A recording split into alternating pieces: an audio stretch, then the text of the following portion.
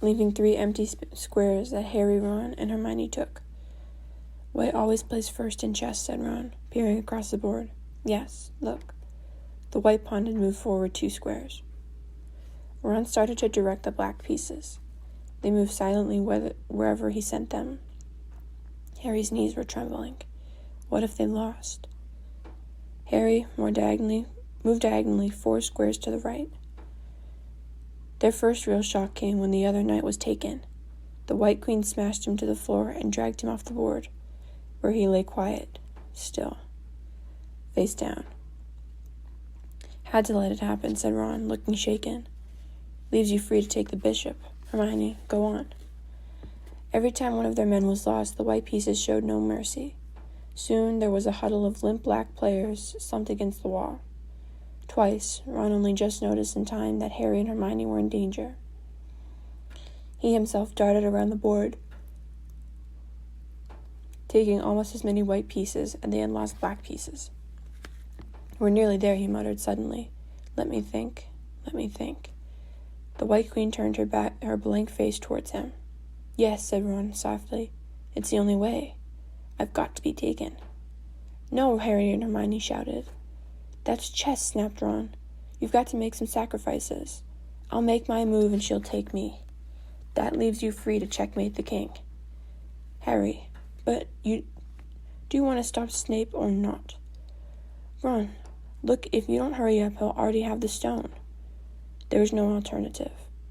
"Ready?" Ron called, his face pale but determined.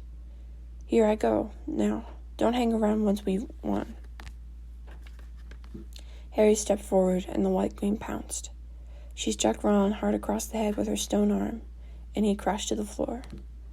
Hermione screamed but stayed on the square. The white queen dragged Ron to one side. He looked as if he'd been knocked out. Shaking, Harry moved 3 spaces to the left. The White King took off his crown and threw it at Harry's feet. They had won. The chessmen parted and bowed, leaving the door head clear. With one last desperate look at Ron, Harry and Hermione charged through the door up the next passageway. "What if he'll be all right," said Harry, trying to convince himself. "What do you reckon's next?" "We've had sprouts. That was Devil's Snare. Flitwick must have put charms on the keys. McGonagall transfigured the chessmen to make them alive. And that leaves Quirrell's spell, and Snape's." They had reached another door. "All right," Harry whispered. "Go on." Harry pushed it open. A disgusting smell filled their nostrils, making both of them pull their robes above their noses. Eyes watering, they saw flat on the floor in front of them a troll even larger than the one they had tackled, out cold with a bloody lump on its head. "I'm glad we didn't have to fight that one," Harry whispered as they stepped carefully over one of its massive legs. "Come on, I can't breathe." He pulled open the next door, both of them hardly darting to look what came next. But there was nothing very frightening in here, just a table with 7 differently shaped bottles standing out in a line. "Snape's," said Harry. "What do we have to do?" They stepped over to the threshold, and immediately a fire sprang up behind them in the doorway. It wasn't an ordinary fire either. It was purple. In the same instant, black flames shot up in the doorway leading onward. They were trapped. Hermione seized a roll of paper lying next to one of the bottles. Harry looked over his shoulder and read it. "Danger lies before you, while safety is behind. 2 of us will help you, whichever you will find. One among us 7 will let you move ahead.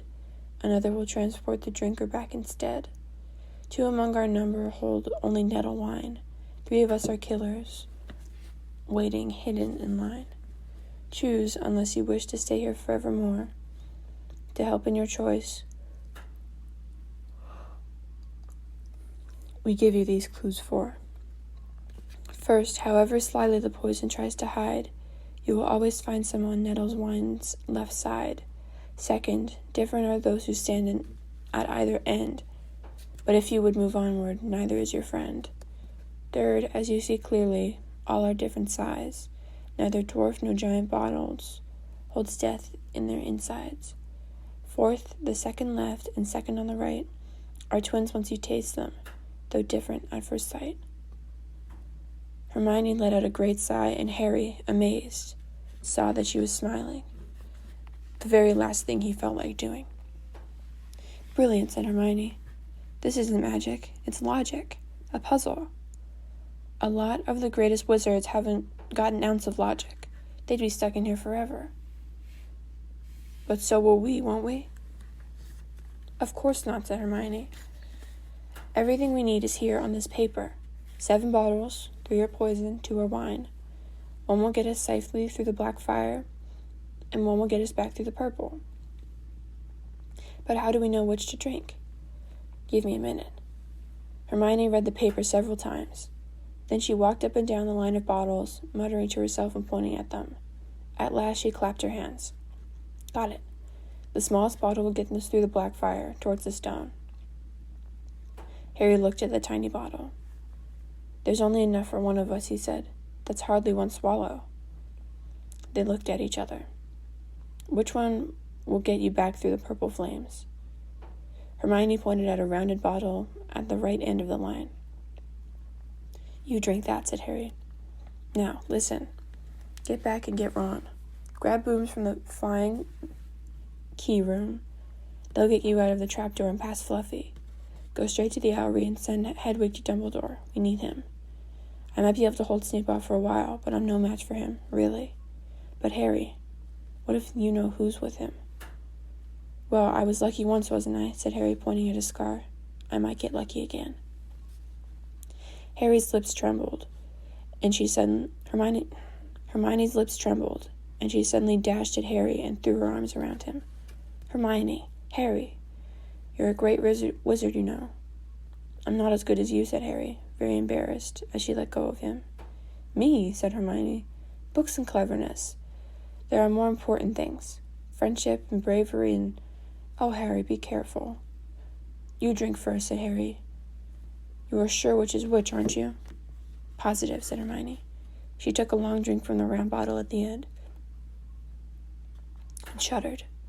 It's not poison, Harry said anxiously. No, but it's like ice. Quick, go, before it wears off. Good luck. Take care. Go.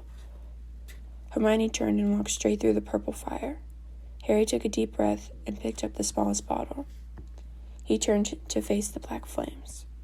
Here I go, he said, and he drained the little bottle in 1 gulp. It was indeed as though ice was flowing in his body.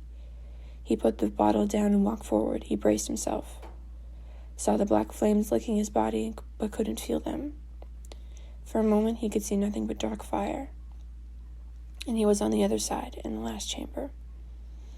There was already somebody there. But it wasn't Snape. It wasn't even Voldemort.